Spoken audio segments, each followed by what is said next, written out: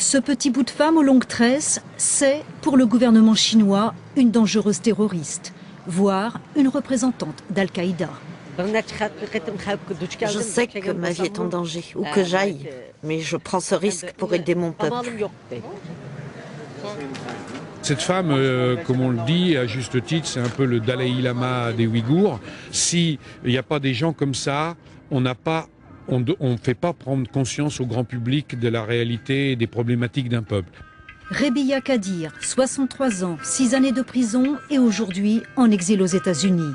Son tort, se battre pour la survie de son peuple, les Ouïghours, d'anciens nomades sédentarisés au Xinjiang, la partie la plus occidentale de la Chine.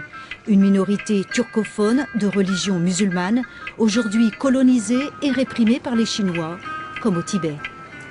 Dans les deux cas, c'est un immense territoire très peu peuplé que les Chinois veulent s'accaparer depuis déjà des siècles et avec des gens qui n'ont aucun moyen militaire pour lutter contre des centaines de millions de gens et des colons qui arrivent en permanence sur leur territoire.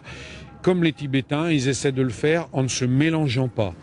Résister ou disparaître, répression, torture, interdiction de tout genre, démolition du patrimoine, comme en ce moment le centre historique de la ville de Kashgar. Pour Rebiya Kadir, le salut ne peut venir que de la communauté internationale.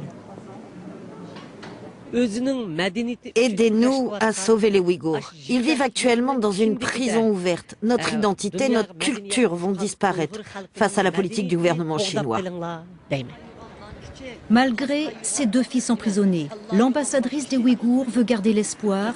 Albertville aujourd'hui, Rome demain, inlassablement, elle parcourt la planète.